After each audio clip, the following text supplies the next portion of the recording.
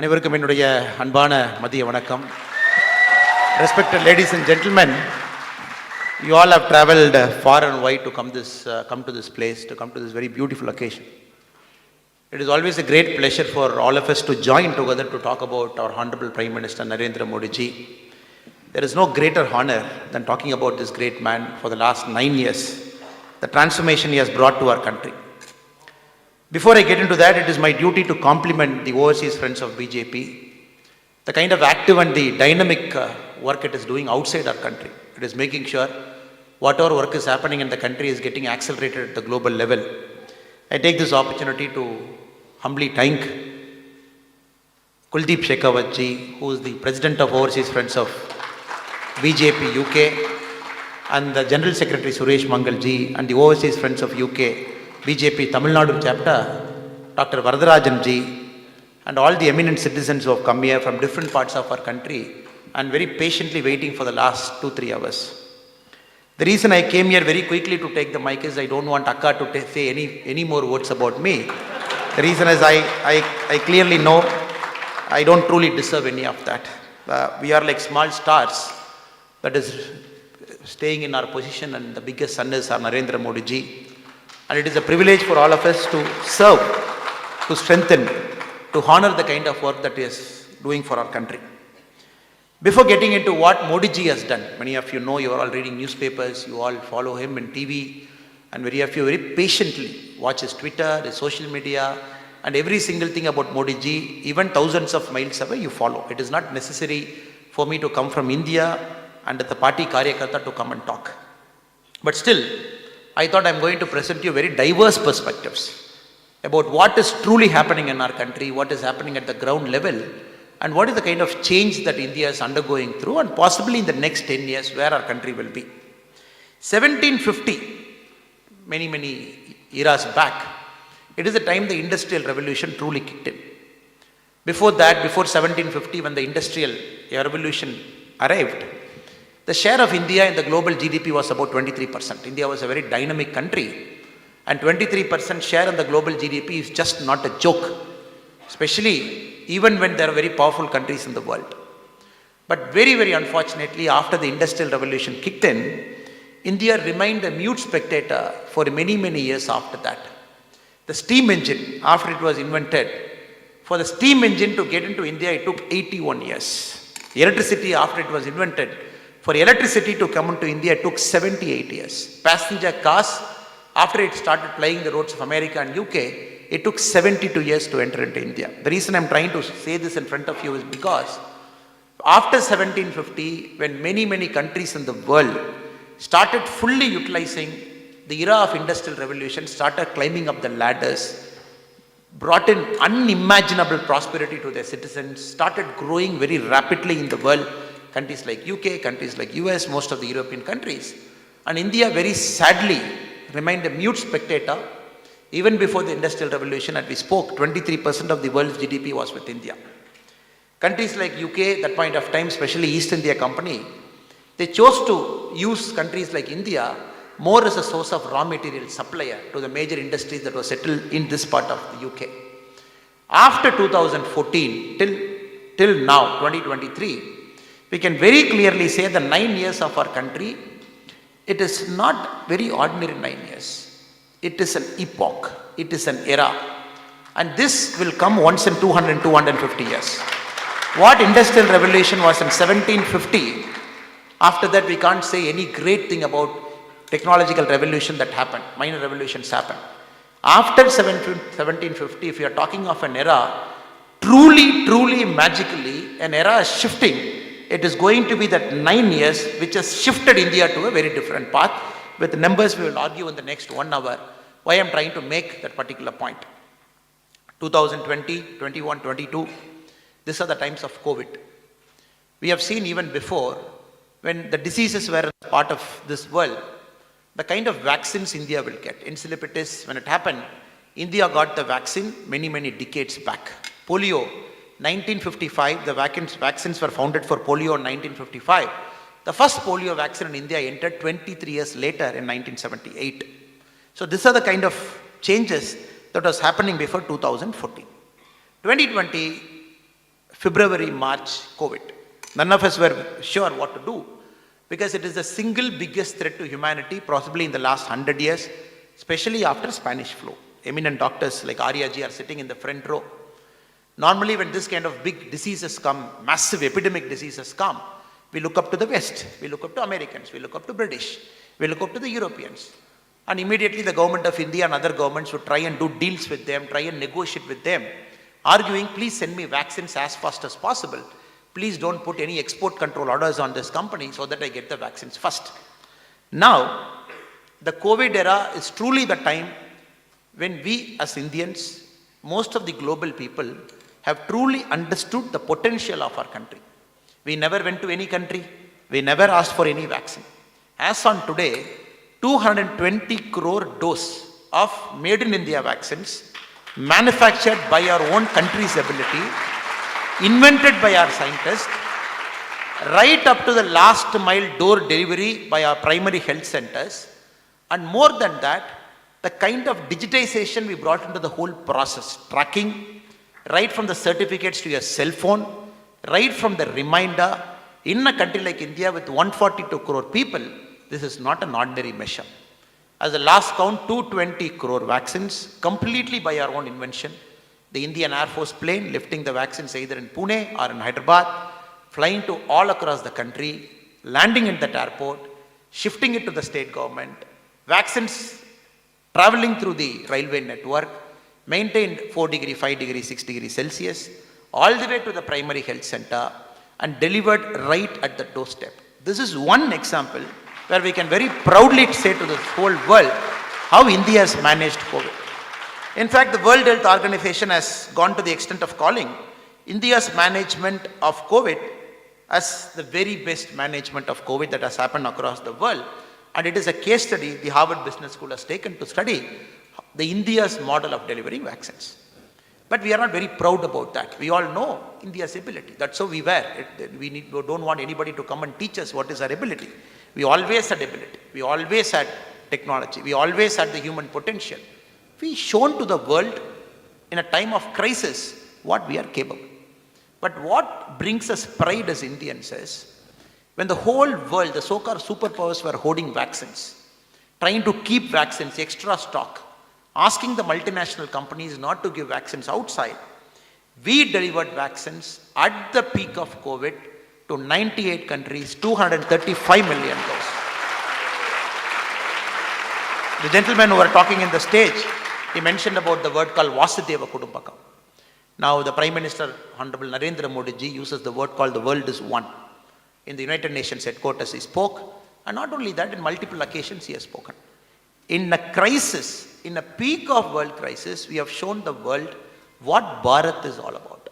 Not only do we take care of ourselves, we also have the ability to take care of our friends, because we never saw geographical boundary as an impediment. We never saw the world politics as binary. We never saw the world politics as friends and enemies. We saw the world as one. We saw the world as our primary duty as part of the Bharatiya civilization to rush to their doorstep to help. That is why when the Honorable Prime Minister Narendra Modi ji visited Papua New Guinea recently, the Prime Minister of this country, Mr. James Marape, in front of the whole camera, in front of the world stage, he chose to touch our Prime Minister's leg. It is not that India is trying to be a big brother. That symbolized very clearly the kind of respect a country like Papua New Guinea, struck between global powers like China, Americans and the Russians for a long time, just being grateful for India did during the peak of COVID. Next day, in the following day, in the press conference, the Prime Minister James Marape said, my duty to thank the Indian population, because at the peak of COVID, when all of us were struggling for vaccines, not knowing what is going to happen to our senior people, India chose to deliver vaccines to us. It is my gratitude to India that I chose to honor the Prime Minister by touching his feet. Have you seen this happening anywhere in this world? It happened there. 235 million, 23.5 crore vaccines delivered to 98 countries at the peak of COVID. That is why when Arya ji was mentioning in the United Nations, when Prime Minister chose to go to UN 4 days back, He wanted to perform yoga there, International Day of Yoga on June 21. The Guinness Book of World Record chose to give a certificate to the Indian embassy there. They said, this is the first time in the whole planet, largest number of countries have participated in a single occasion, more than 100 countries doing yoga with Prime Minister. And many small countries who have chosen to come to the global stage and stand along with India, right in UN, right in different world forums, is simply because of our vaccine Maitri that we have undertaken, just caring about the whole world as Vasudhaiva Kudumbakam. Many people, many friends in India, especially our opposition friends, keep asking, the Prime Minister is going to different parts of the world, the Prime Minister has visited many countries, the Prime Minister has engaged the Indian diaspora. What is the net effect of India the Prime Minister is going to bring? If you look at the statistics one after the other, we can very clearly see how the global diaspora, people like you, friends like you, brothers and sisters like you, senior citizens like you, as proud Bharatiyas, where your heart still beats for India, even living abroad many miles away, because of you, the kind of brand India is able to build in the global stage is phenomenal. It's a brand we have built, it's a true brand we have built. That is why when the Prime Minister has chosen to go to the American trip this time, unprecedented welcome he got. Complete a state visit, they have taken the visit to a different platform, possibly like they said, the first Prime Minister and the fourth global leader after World War II to address the Congress twice.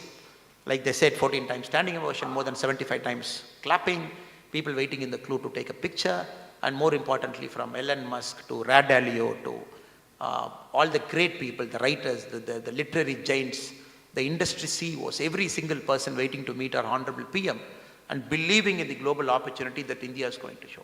This is only happening because, for two reasons. One, what is happening inside the country. Two, what is happening outside the country. There are two things that is happening. Right inside the country, something is happening. Right outside the country, something is happening. That is why all these global giants, they are choosing to line up to come to India, be a part of the India's growth story that is just taking off, that is going to be a miraculous transformation in the next 25 years till 2047. What our Honorable Prime Minister calls the Amrit Kal of India. The Amrita Kalam, or the best time for India after many centuries, is going to be 2022 to 2047. So everybody is waiting to see what is going to happen. Like we said, we missed the Industrial Revolution bus. Countries have become bigger and India just chose to wait. Computers, like I said, passengers came late. Like I said, vaccines came late. Like I said, even a very simple thing as a computer, it entered India 22 years after the first computer was powered in US. Cell phones came 5 to 7 years later. Now, this is the era of digitization. Like how Industrial Revolution happened, many countries chose to be the forefront of Industrial Revolution. The whole world knows this era of digitization, India is a world leader. That is why Mr. Sundar Pichai from Google, he mentioned the kind of digitization that is happening in India, that is being taken to the world by the Honorable Prime Minister Narendra Modi ji, it is far ahead of its time. It is much ahead of thinking. This is coming from a company which is more powerful than 90% of the world countries combined. That company CEO has chosen to use this word.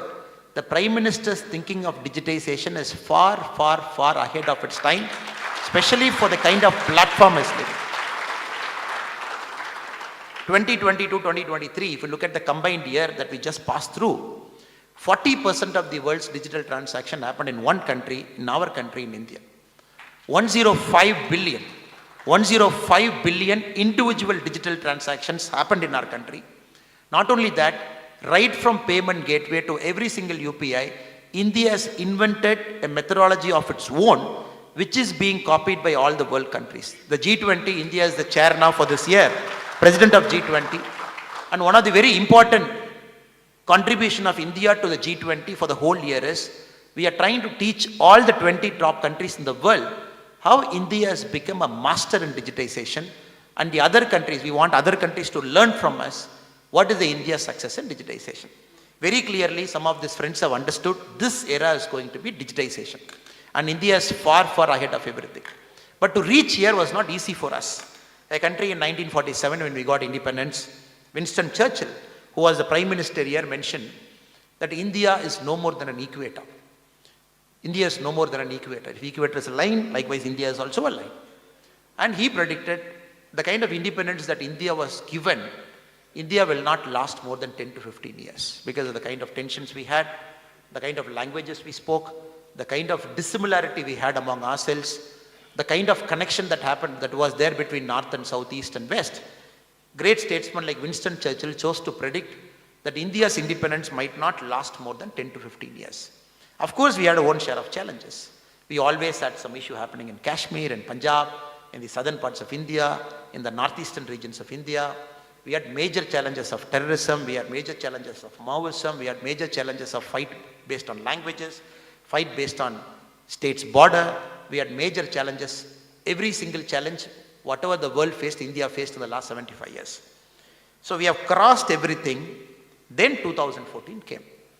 2014 is a very important year because that is the very first time the whole population of India started chanting Modi's name. Right from 2012, everybody started speaking about the Gujarat model. They said, what is special in Gujarat? How can agriculture grow at 10% in a state when India is not growing at 2% in agriculture? What is the miracle is doing? In a state like Gujarat, which doesn't have rains for most of the areas in Gujarat, how is he able to do irrigation for the rest of Gujarat? People wanted to know. People wanted to know for the very first time in Indian politics, how can a politician be non-corrupt? People wanted to know for the very first time in Indian politics, how can somebody for 24 hours, 365 days, not take a single day of leave, keep serving, serving and serving. That was very new to him. Because the kind of politics we have seen, every single person, from the last village in Tamil Nadu to the last village in Kashmir, to the last village in Northeast, they started chanting Modi, Modi and Modi's name. So 2014, he came with a lot of expectation. It is not easy for a politician to come with expectation and deliver. Because that itself is like a monkey on your back. PM Modi came with huge amount of expectation that has never happened to any single Prime Minister of our country. He came with expectation.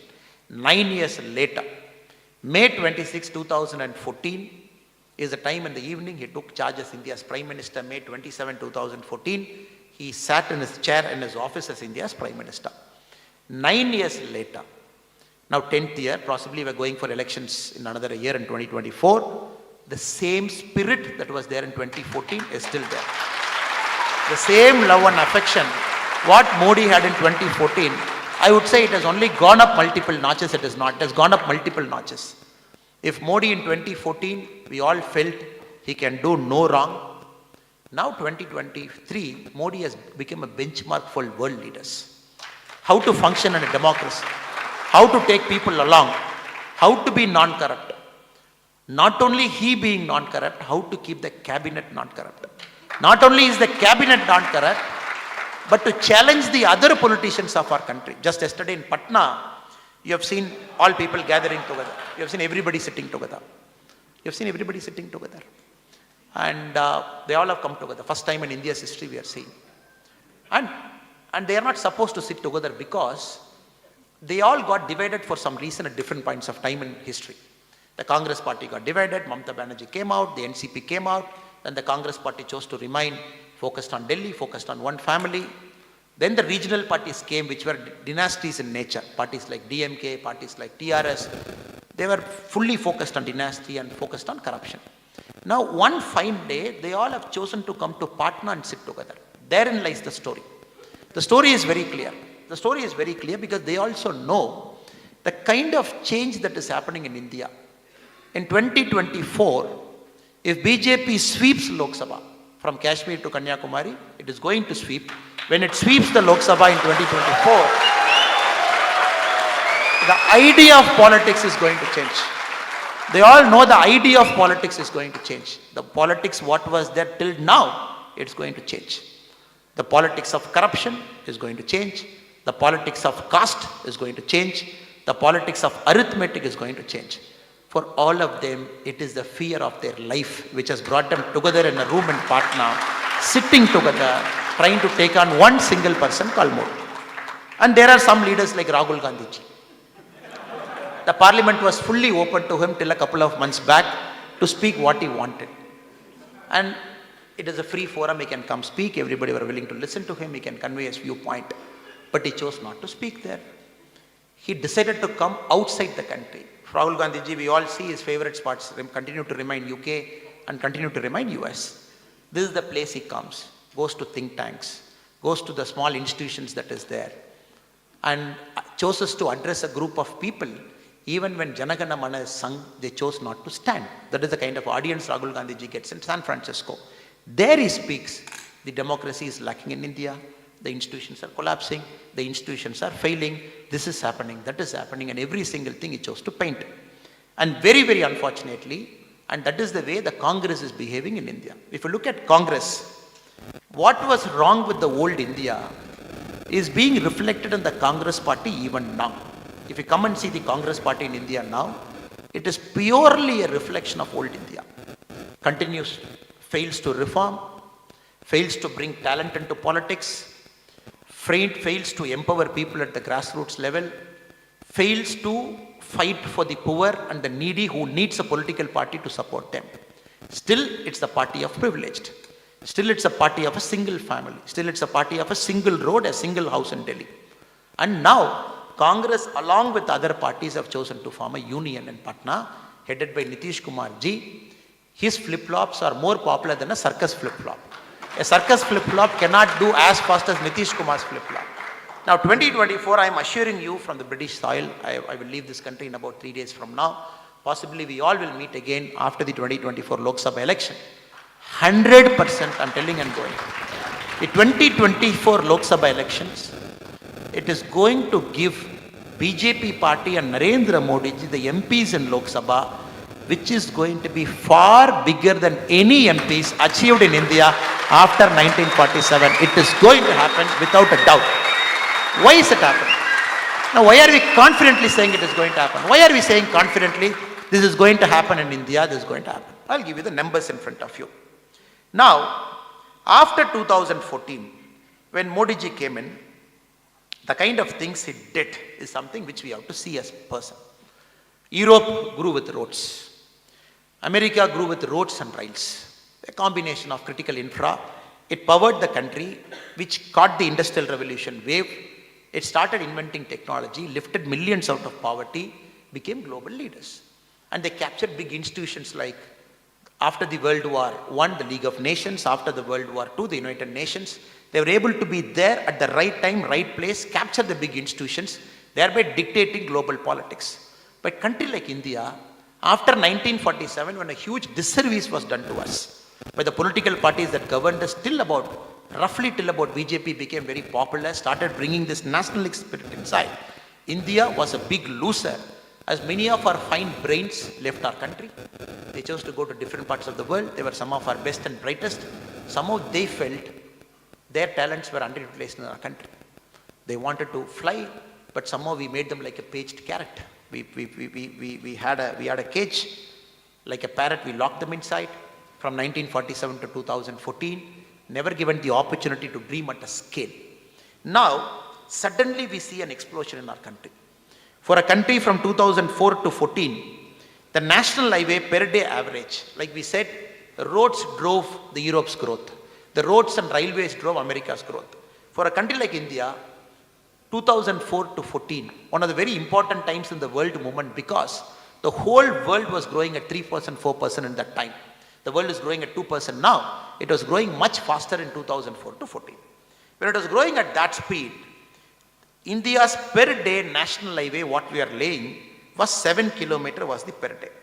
For example, in 2004, the total length of the national highway in India was 65,569 kilometers.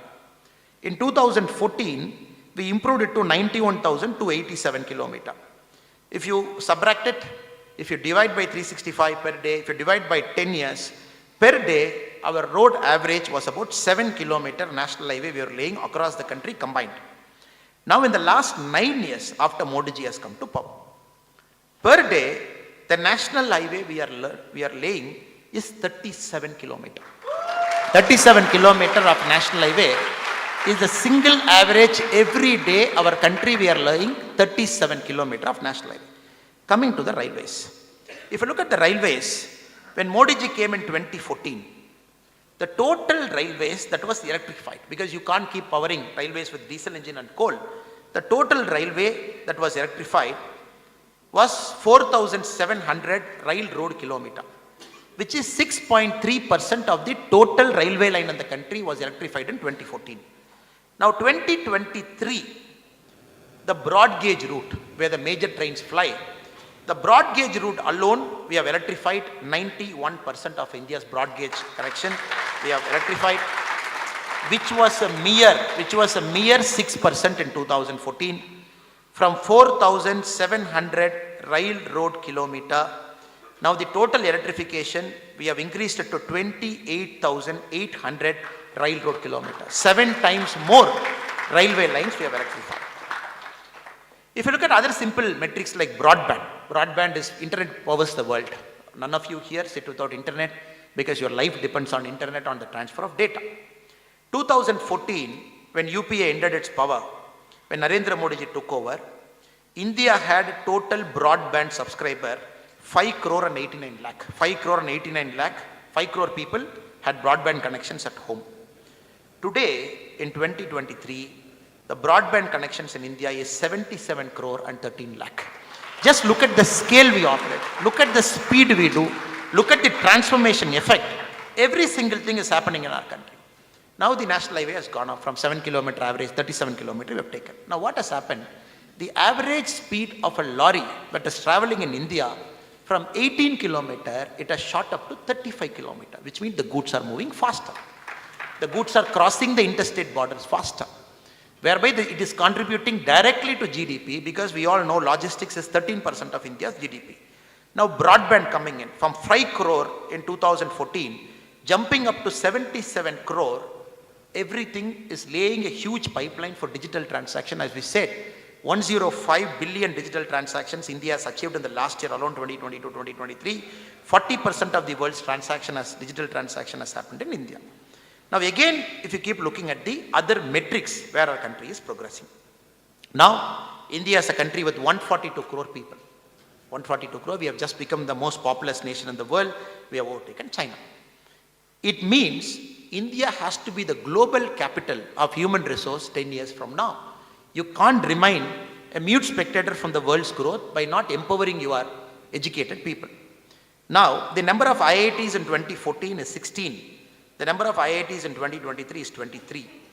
The number of IIITs in 2014 was 9. The number of IITs in 2023 is 25. The number of IIMs in 2014 is 13. The number of IIMs in 2023 is 21. The number of All India Institute of Medical Science 2014 was 8. The number of All India Institute of Medical Science at the end of 2023 is 23.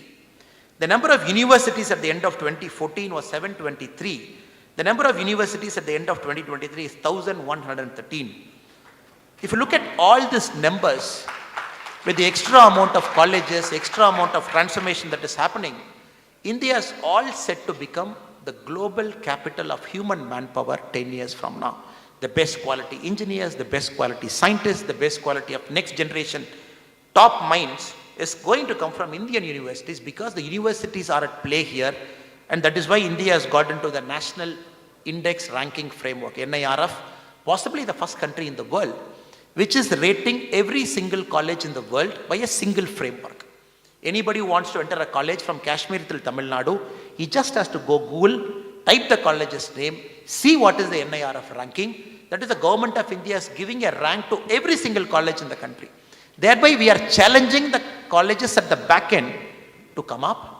Thereby, we are challenging the countries at the top end to remain at the top. If you see the number of patent, countries like UK are great because of the kind of brainy people it has got within the country. If you look at India, 2014 to 2021, in a matter of 7 years, the data I have is for 7 years, the number of patent that is filed in India has seen a jump of 572%, is the growth rate of patents. In 7 years, India has jumped 572%. So overall, the picture is very clear. The critical infra is happening. Roads are being laid. Ports, Gati Shakti, at a huge pace, we are building roads. Not only that, if you look at the number of airports, after independence from 1947 till about 2014, for almost 67 years, the number of airports built in our country is 74. Now hold your breath. Last 9 years, the number of airports built in our country is 74. So 67 years we built 74, 9 years we built 74. So India is having 148 airports. The other day a friend was joking with me, what is this? Air India, 6 months back they said we are ordering 470 planes. The whole world said, oh, the single biggest order in aviation history. United Airlines never placed an order for 470 at one shot. British Airways never placed an order for 470. Air India's placed order for 470. All of us felt proud. We were very happy. Oh, 470 planes, single order. Indigo, day before yesterday, they said, what is Air India? I am placing 500 planes at one shot. 500 planes came to Airbus, one shot, delivery is going to happen. Now you see in the last 6 months alone, 2 major carriers of India, Air India and Indigo combined, they have placed orders for 970 airplanes. Just imagine the pace of India's growth, the unprecedented scale in which this country is growing. Now you have to support them. Airports have to be built. And possibly after 2014, for the very first time, we are using our inland waterways. We have got an inland waterways policy because we want goods to move from part A to part B in India's rivers. This is none other than Ambedkarji's dream. Ambedkarji always felt when he was part of the Viceroy's Council pre-1947, around 1943-44, Ambedkarji was part of the Viceroy's Council. His biggest dream of Ambedkar was to create dams in India, was to fix irrigation canals and systems of India, and more importantly, use India's river to transfer products and goods and services from one part to other by using India's mighty river. Before 2014, goods never got translocated, never got shifted within the country in rivers. After 2014, it is PM Modi ji who decided to use rivers as a major means. A big transformation is, that is why you see in TV, suddenly you see some big vessels sailing in the Brahmaputra, in the Ganges, you see sailing in very big rivers, you see cruise ships traveling in rivers. Because the platform was laid for transferring goods. Imagine a country of 140 crore people. Imagine a country with a natural abundance of resources that India has got. For the very first time, we are tapping into all of our natural resources, including shifting of goods. Now you just have to imagine. India's GDP is about $3.6 trillion now. And logistics is 13% of it. Now, anything we do in our country, by which we increase the pace of movement of goods. We make railways more efficient. We make ports more efficient. For example, Mundra port is the single biggest, largest port in the world, which carries crude at a capacity which other countries can't even imagine. The ports around the Gulf of Kutch, the 3 ports, it's simply whatever Europe is handling, the 3 ports along the Gujarat port, the 3 ports alone handle 20% of Europe's ports capacity. The scale in which India's port is transforming is another story for another day. For 2 hours we can talk. Now reason we are doing it is, just imagine, if railways, ports, the airways, the waterways and everything that is right in our country, if we can increase the speed by 10%, if we just increase the efficiency by 10%, which is bare minimum, you see the GDP growing, at a pace that is unimaginable. 7% GDP growth is new to countries like UK, because UK, we all know, is just struggling with 0.5, 0.6%. We just overtook UK to be the 5th largest economy in the world a couple of months back. Now countries like that are looking at India's logistics transformation. Now we talk about the digital transformation that is happening. Very silently, there is a logistics transformation that is happening in lorries and ports and everything. Just imagine 5 years from now. All the airports, apart from 148, the new airports become operational. The ports become fully operational. For example, in Gujarat, if you look at the Ahmedabad railway station, it is coming to every single railway station in our country, but Ahmedabad is getting the trial run for it, where one railway station will have the bullet train converging into it, will have the Vande Bharat train going out, will have the city trains entering, will have the normal trains entering. It is more like a hub and a spoke model, which is connected to the airport also by a special shuttle. And this railway station will also have a world-class 5-star hotel inside the Ahmedabad railway station, where you come do meetings. You land in the airport, do meetings, finish the work, take a bullet train from Ahmedabad, Mumbai, which will become operational in a couple of years. So all our railway stations are also becoming reimagined as a hub where things actually happen. No more railway stations are the world one. Now Ahmedabad very soon, then Chennai is going to be the second. Everywhere it is going to happen. The reason I'm taking a lot of effort to communicate this to you because the papers are not reporting, or they don't have that vision to see what Modi ji is doing for us, or probably some of our opposition friends still chose to see India as a country of snake charmers, still chose to see India as a country that is not confident of itself, that still chooses to see. The other day I was seeing a newspaper article. They said, what Prime Minister Modi ji, when our Jawaharlal Nehru ji went to UK or US also, he got a grand reception.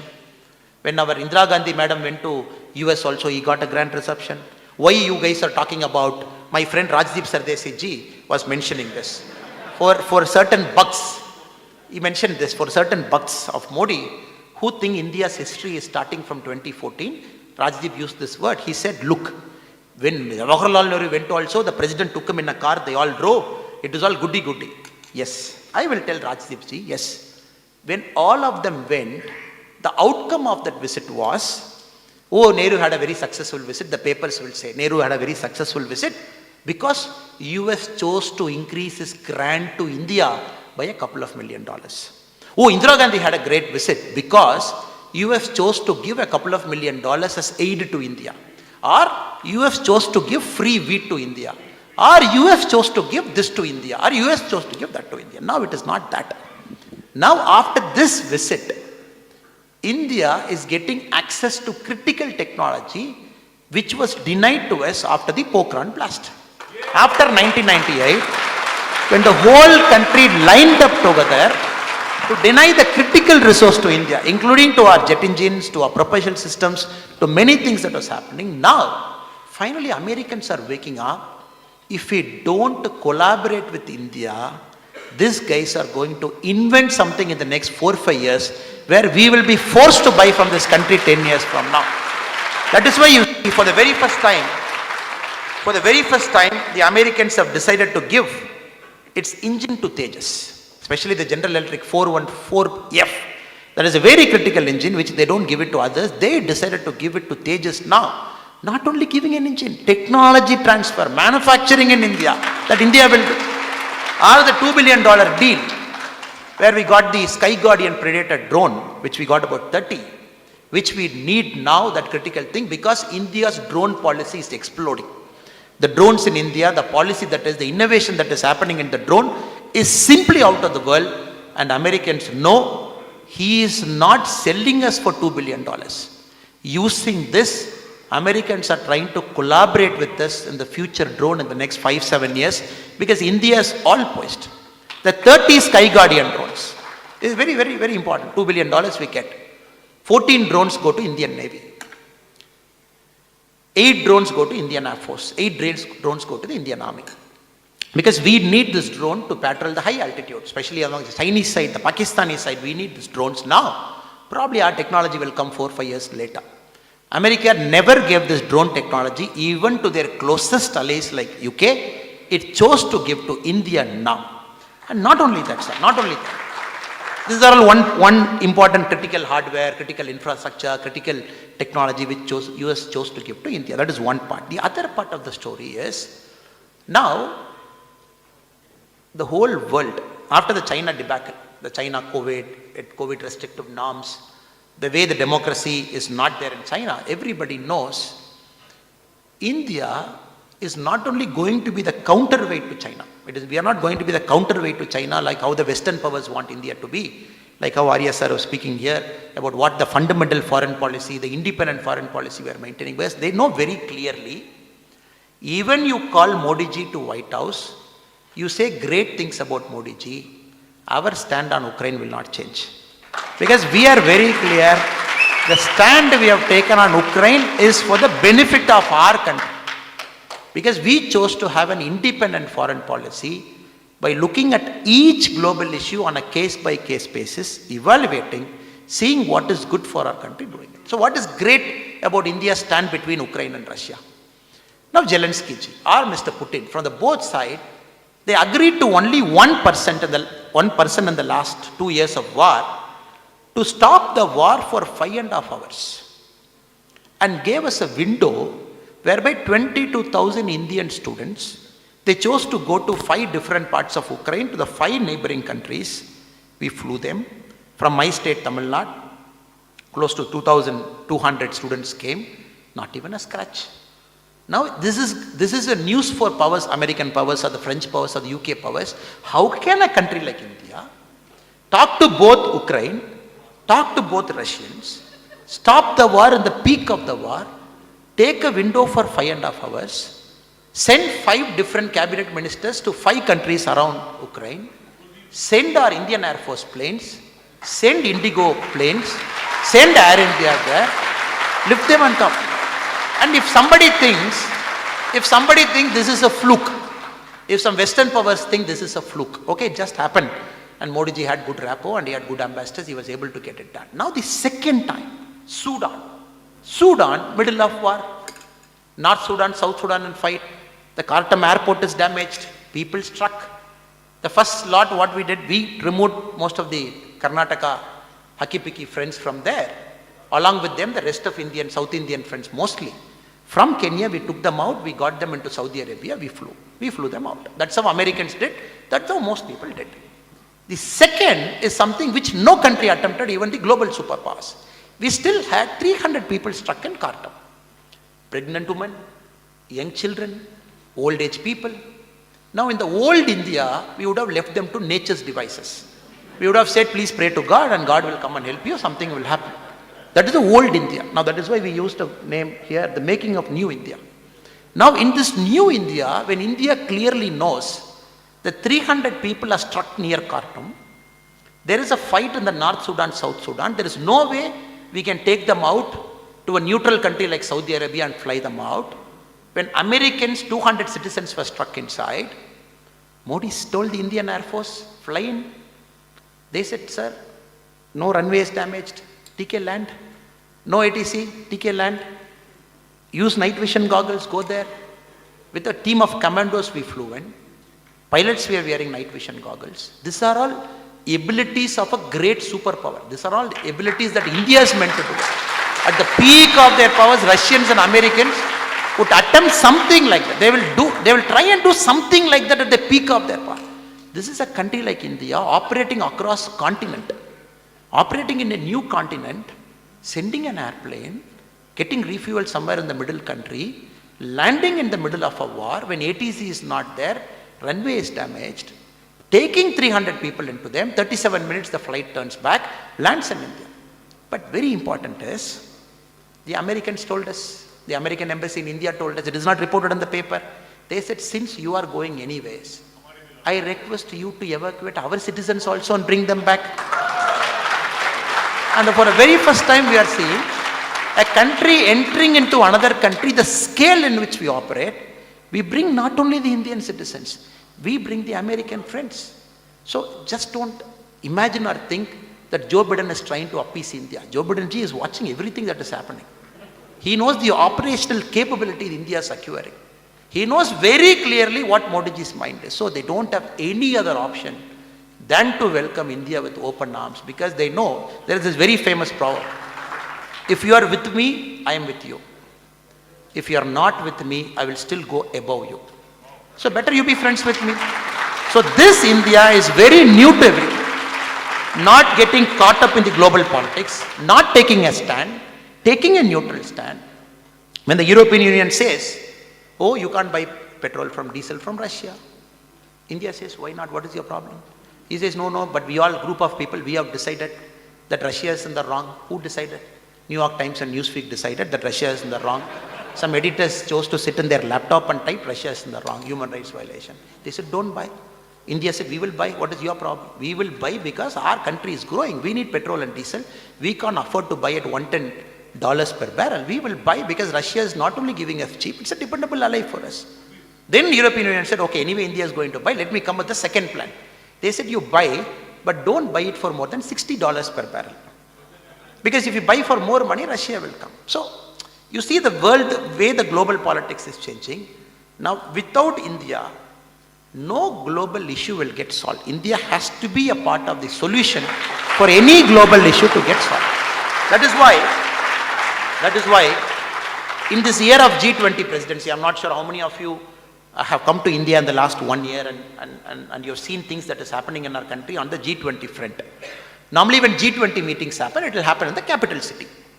Like China, when China had the G20 presidents in the peak of COVID, what they did is, they evacuated one complete city, they moved 5 million people out of the city, they conducted a G20 meeting, one global meeting, finished, bye-bye. PM said, no, the G20 meeting will not happen in Delhi. The final meeting will happen in Delhi, that is a summit meeting. But the G20 meeting will happen across the country. Very first time, a Prime Minister has said, the G20 meeting will happen in Mahabalipuram, will happen in Mysore, will happen in Jodhpur, will happen in Coimbatore, will happen in all parts of India, because the G20 friends have to come and see India for themselves to understand what a beautiful civilizational history we have. And not only that, we have gone one step further. If you look at all the G20 meetings, we serve them millets. We don't serve them, we serve millets. Because this year is the International Year of Millets, because India has proposed, because we are going one step further. We are saying, take millets from our land, make it a part of your eating culture. You will come out of many diseases that is part of it. So now it will be all G20 serving millets. The gifts that we give in G20 is manufactured locally in the town, not from even other parts of India. If it is happening in Bihar, the gift will be a handicraft gift from Bihar. If it is happening in Chennai, it will be a handicraft gift from Chennai. Every single thing we are doing in G20 is Atmanirbhar Bharat. We are doing it in Vocal for Global. Every simple thing is located down. So for the G20, for the very first time, they are seeing the pace of India. That is why the ambassadors who keep coming in G20, the American ambassador was in Chennai a few days back, before the visit. And you know the Chennai press, you know the Tamil media generally. They will take a mic and they want anybody who is entering Tamil Nadu to say one bad thing about Modi, so that they will broadcast it for 24 hours. They tried their luck with the American ambassador. They went and asked American ambassador, what do you think about Modi? He said, it's not only Indian leader, it's global leader. This guy is, what is this? He has come to Chennai and I wanted him to say one bad thing about something. This guy, what about human rights violation in India? He said, what human rights violation? I am living in Delhi. I am saying everything is perfect here. What is your problem?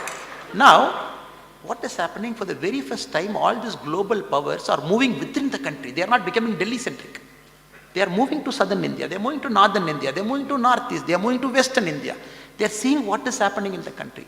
The feedback flows back to their country. Then their presidents know, oh, this is going to be India's era. The pace in which the infra is getting built, the accelerated progress India is making, millions of people getting lifted out of poverty by the sheer force of Mr. Narendra Modi, by his schemes that he has designed, that is making all the global superpowers to sit down and take notice of our country. Now if I go one step further, sir, again, now, but we want to do it with our culture intact.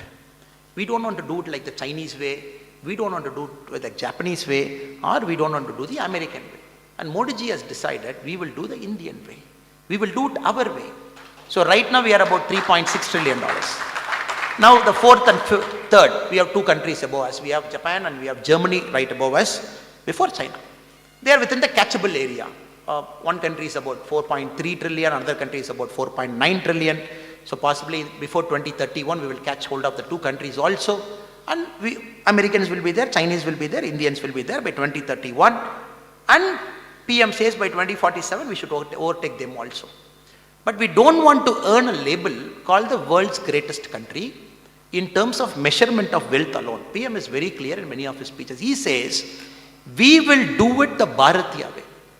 We will do it the Indian way with our culture intact. Now, one of the greatest indicator of our culture is how we respect our culture, temples, museums, how we preserve our old artifacts, the kind of respect we give. We all know India as a country, the largest number of artifacts looted out of a country in the last 100 years India is the #1 country where looting has happened on a scale, unimaginable scale. There was a viceroy in India, East India time. He saw the Taj Mahal. What did he say? How can I dismantle and take it to UK? We have history. But somehow the other guy luckily prevented him and said, no, somebody built it, please don't take it. It is still lying there.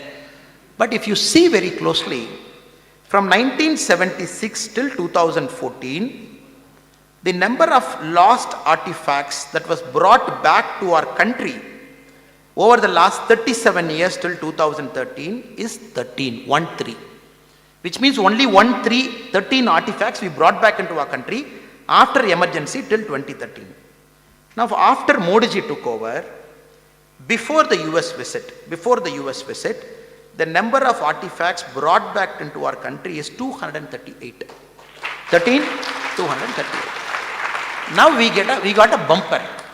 Not only Modi ji is able to get jet engines, able to get all the critical infra, like Sir said, Arya ji said, the Americans have said in the meeting, sir, we would like to give back 100 of your artifacts, which is in our museum. We will send it also. In just concluded Modi ji's visit, 100 more artifacts are going to come back to India, which takes the total count to 338. 238 before the American trip. When 100 comes in, 338. Many of these artifacts, if you see, right up to the Albert Museum in Australia, some of the biggest museums in UK, some of the top museums in America, which was preserved in some wealthy person's home, and Nadaraja was made as a doormat, some lying in rich people's home. Every single one hunted, embassy tracked, suit filed, arguments made, and artifacts are being brought to our country. So not only we are trying to get things done, but what we are trying to do is, we are trying to reclaim our culture. This is the greatness of this government. When we say Modi ji's 9 years of making new India, very proudly we can say the transformation of temples, the litigation issues that we solved right up to the Ram temple, and Lord Ram waiting inside to have a huge consecration to him that is going to happen very, very soon in Ayodhya. And for Ram temple, it is not that, sir. Normally we say, okay, in India, in Tamil Nadu, the state in which I come, Lord Muruga, Lord Shiva, Lord Ganapati. If we go to the neighboring state, we have other Hindu gods. If we go to mostly the northern part of India, we have Lord Ram, and even in the southern part of India, Lord Ram. But what is the greatness about Ram temple?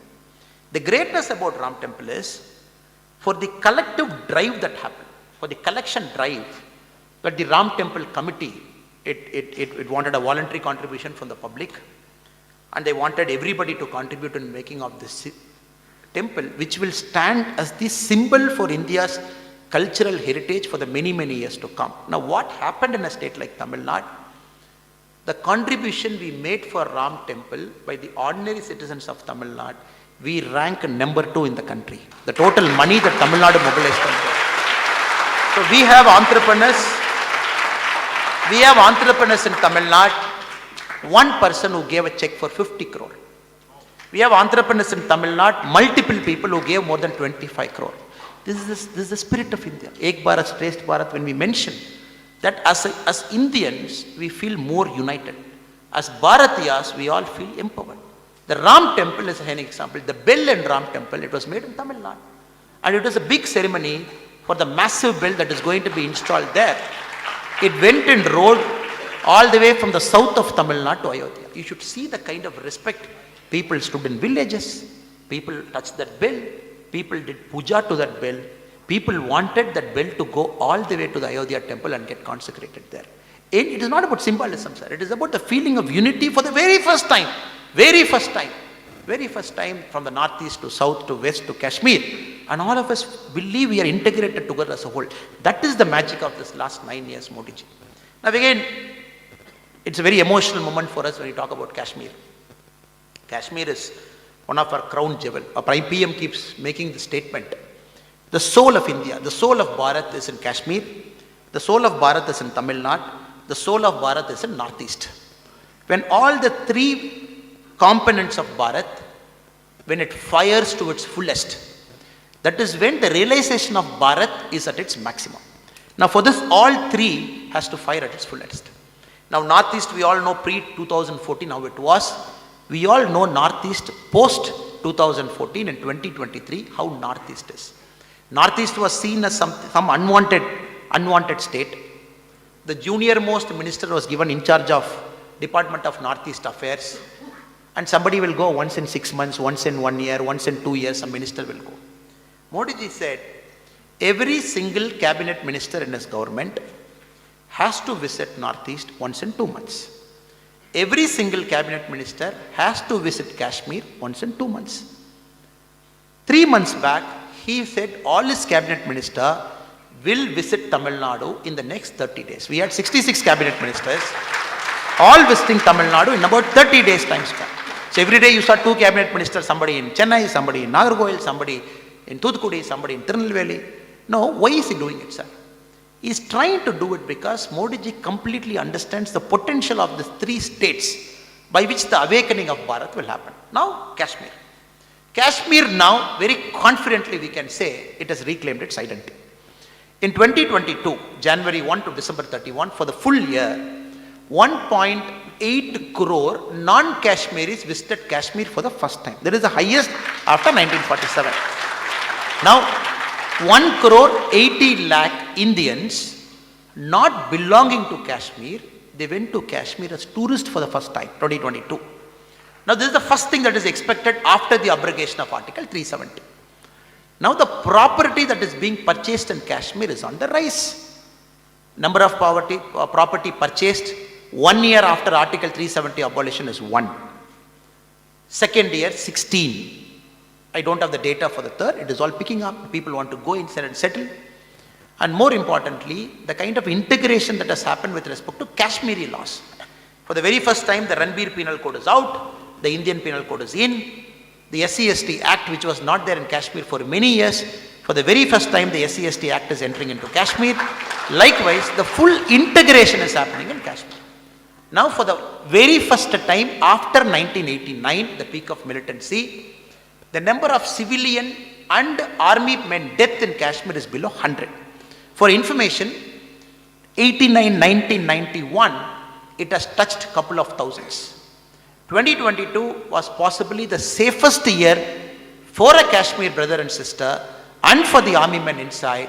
Very first time the combined civilian death and the army death inside has come down below 100 after 1989. So whichever indicator you see in the country, we can truly and honestly say that Kashmir is reclaiming back its proud and rich heritage and history. Now, coming to the Northeast India. Gone are the days when Northeast India was treated as an unwanted state attached to India. The Prime Minister calls the Northeastern states as Ashtalakshmi. He says all the states of Northeast are Ashtalakshmi to us. The kind of potential Northeast has got is unbelievable. Starting from Assam to Mizoram to Manipur to Nagaland, every single place. For the very first time, the democracy is getting deep-rooted inside. For the very first time, the warring groups are coming to tables. They are talking, except what has happened in Manipur for the last 3-4 months, for no fault of government of India. Between 2 groups, one wanted an ST status, one doesn't want to give an ST status. The court mandated ST status should be given, and all efforts are there to solve the problem. And very first time we can see Northeast is getting truly integrated with India. The potential is yet to be realized. That will also get realized in the next 5 to 10 years. Now, coming to states like Tamil Nadu. States like Tamil Nadu, the only problem we have is a political problem, not economic problem. A state that is firing, a state that is all set to reach $1 trillion. But very unfortunately, the politics of the state doesn't reflect the social aspirations of the state. The society of Tamil Nadu is dharmic.